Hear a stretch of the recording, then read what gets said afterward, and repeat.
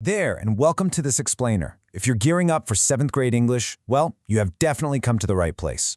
Today, we're using the St. Paul Pacing Guide and the Common Core Standards as our map to totally transform how you read. We're talking about shifting from a passive reader who just absorbs words into an active, on-the-scene investigator of texts. Let's get started. Here's a quick look at our roadmap. We're going to cover the Grade 7 journey, fiction versus nonfiction, short stories and poetry, the art of drama, themes and oral traditions, and we'll wrap it all up with your literacy toolkit. All right, let's dive right into Section 1, the Grade 7 journey, mapping out the academic year. So a standard 36-week school year is basically broken down into 6 really manageable 6-week units. We start with a foundational comparison of fiction and nonfiction, then we move right into short stories, and after that, types of nonfiction. Unit 4 brings us poetry, Unit 5 shifts gears into drama, and we finally close out with oral tradition.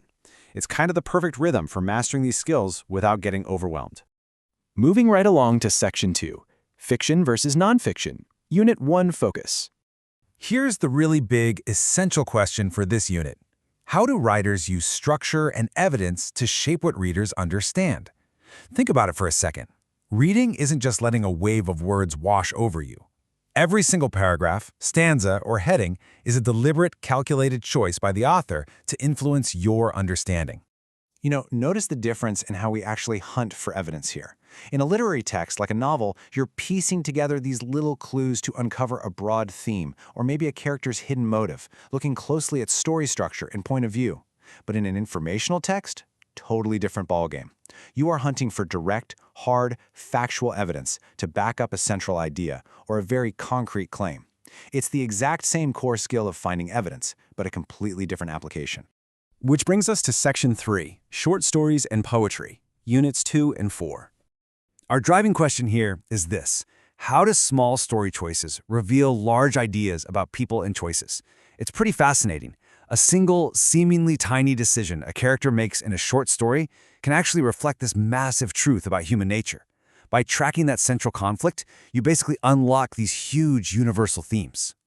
Now, when we jump into analyzing poetry outcomes, the intensity definitely bumps up a notch.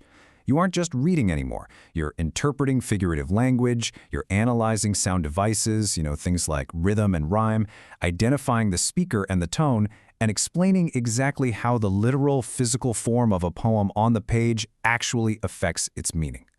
And hey, these aren't just arbitrary goals. This ties directly back to rigorous reading standards, specifically Common Core ELA Reading Standard 4, which requires you to determine the meaning of words and phrases exactly as they are used in a text, including mastering figurative language like metaphors and similes. Every single poem you dissect anchors right back to this standard. Okay, here we go. Section 4, The Art of Drama, Unit 5 Focus. We're going to zoom in a bit here on a specific lesson, Drama Evidence Discussion. So our essential question asks, how does a script show action, character, and conflict differently from a story? Let's use what we call the factory closing model to picture this. Imagine a scene where a town's factory is shutting down. In nonfiction, you'd get direct factual evidence, right? Like a cold statistic about how many jobs were lost. But in drama, the playwright doesn't have paragraphs of text to explain the local economy. They only have what the characters say and what they physically do. This is where dialogue and stage directions become your literal textual evidence. Picture a character named John. A stage direction says he violently crumples a letter, and that's followed by some really angry dialogue. Boom, that is your evidence. If you're doing a level A task, you'd literally highlight the dialogue in one color and the stage directions in another, just to clearly see how they interact. For a level B task, you take it a step further. You use that evidence to infer a character's true point of view. Like maybe you realize a character is lying because their perfectly calm dialogue totally contradicts a super nervous stage direction like tapping their foot or sweating. And here is a fun challenge for you.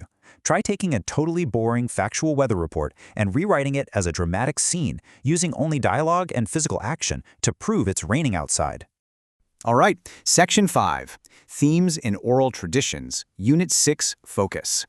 So, oral tradition encompasses all those myths, legends, folktales, and the storytelling that gets passed down verbally through generations to convey universal themes and really essential cultural values.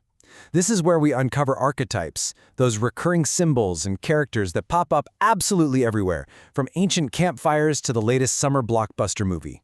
Which brings us to the big question. Why do oral stories survive across generations and cultures?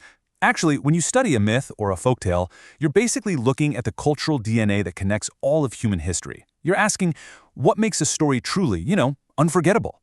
Section 6. Your Literacy Toolkit, Mastering the Common Core. Let's bring this all together. Number 4. Because ultimately, all these units we've talked about, they aren't just isolated islands. They serve one major purpose: building a really robust toolkit made up of the 4 core strands mandated by the Common Core. Take a look at this. By the end of the year, you are going to be a powerhouse across these 4 strands. You won't just read, you'll instinctively cite specific evidence and analyze text structure. You won't just write, you'll be crafting compelling arguments and narratives.